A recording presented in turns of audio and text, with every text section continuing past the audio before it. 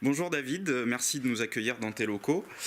Tu as rejoint en tant que partenaire le LH87 et son club entreprise en début de saison. Pourrais-tu tout d'abord nous présenter ta société? Oui, donc David Roche, voilà, je suis installé depuis 2005 à Aix-sur-Vienne. C'est une entreprise que j'ai reprise à Guitarno et actuellement j'ai 6 salariés, donc on est 7 dans la structure. On fait deux pôles, on va dire, une partie plomberie, chauffage sanitaire et une partie couverture et isolation, bardage par l'extérieur.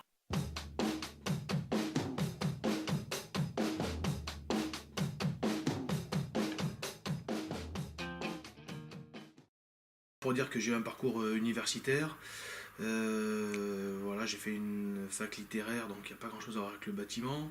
Par le biais du sport, comme j'ai eu la chance de jouer à un haut niveau, j'ai été contacté pour venir jouer dans un club, et par le biais de ce club, je suis rentré dans une entreprise qui s'appelle DFGDF, dans laquelle j'ai évolué pendant 13 ans. J'ai repassé des études, j'ai fait un DUT en Tech Deco dans les années 2000. Donc j'avais 30 ans, j'étais marié, deux gamins, j'ai repris des études. Derrière, j'ai changé de poste, je suis arrivé sur des postes d'encadrement sur la région Auvergne-Limousin, on va dire. Derrière ça, j'ai repassé un concours, j'étais reçu en école de commerce et on me demandait de partir à droite, à gauche, à Paris, ici et là, et c'était pas forcément le choix que je faisais à l'époque. Donc j'ai démissionné, j'ai passé un CAP de plombier et j'ai repris une entreprise de plomberie, chauffage et couverture. Ok, Et j'ai été formé pendant un an chez les Compagnons, voilà, pour arriver à comprendre un petit peu mieux et à apprendre la technique, parce que ça s'invente pas non plus, quoi. ok. Est-ce que tu vois des connexions entre le sport et ta façon de manager ton entreprise? Oh bah c'est évident. Enfin, pour moi, il y a des valeurs communes entre le sport, le fait d'avoir fait du sport à haut niveau, oblige aussi à respecter des choses. On ne peut pas faire tout et n'importe quoi. Je crois que la base de tout, c'est l'humilité. Moi, je l'ai traduit à travers une charte de la solidarité artisanale sur 4 points: l'humilité, le respect, l'exigence et le travail. Et je pense que ces points-là sont valables dans l'entreprise, mais ils sont aussi valables sur le terrain, ils sont valables dans le sport à partir du moment où on veut faire de la compétition. Si on veut juste s'amuser, on n'a pas besoin d'avoir une exigence énorme, d'avoir beaucoup de travail. Tout sportif de haut niveau, c'est très bien que s'il n'y a pas de travail, derrière, il n'y aura pas de réussite. Et dans l'entreprise, c'est le même principe. Ok.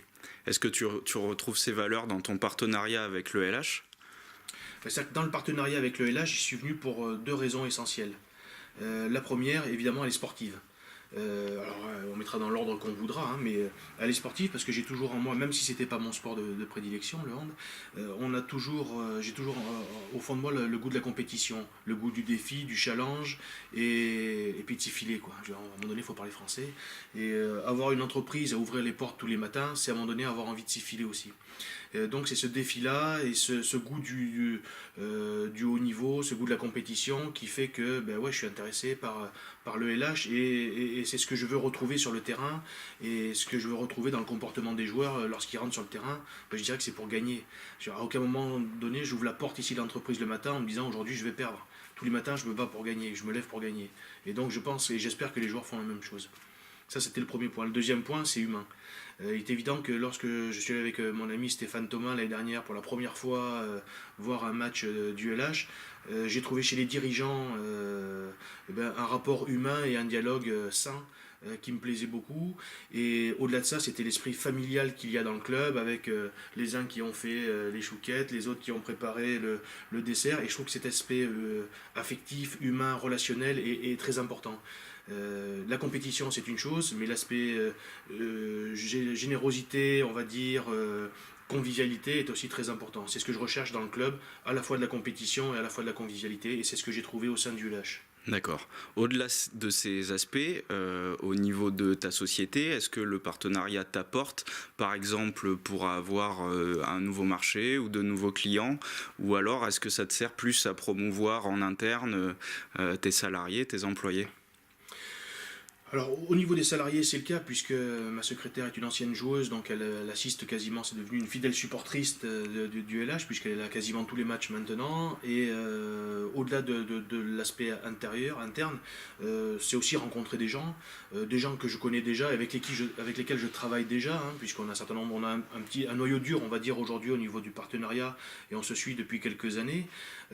Mais c'est aussi faire de nouvelles rencontres, et puis oui, on est là aussi pour faire des affaires. Enfin, à un moment donné, on donne de l'argent, mais il n'y a pas écrit non plus qu'on était dans le mécénat pur ou juste pour le plaisir de donner, quoi. Ok. Qu'est-ce qu'on peut te souhaiter et qu'est-ce qu'on peut souhaiter à ton aventure commune avec le LH? Ben, je dirais que c'est une réussite, mais c'est une réussite collective. L'intérêt de tout ça, c'est du donnant-donnant et c'est du gagnant-gagnant. C'est-à-dire que si on arrive à créer une dynamique partenariale, aujourd'hui, bon, vu les résultats sportifs, je dirais que c'est un peu plus le partenaire la partie partenariale qui est motrice dans notre aventure. Mais il est évident que notre raison, la raison même du partenariat, ça reste le sport. Donc il faudra qu'à un moment donné, il y ait des résultats, que ces résultats passent dans un premier temps par le maintien, peut-être par des recrues pour espérer voir plus loin. Mais quoi qu'il en soit, si on veut être gagnant-gagnant, il faut que les deux soient sur la même dynamique. Et je pense que c'est le cas aujourd'hui, même si les résultats sportifs sont un peu plus difficiles, quoi. Très bien, on te remercie pour l'accueil, David, et puis à très bientôt au prochain match ou au prochain rendez-vous du Club Entreprise.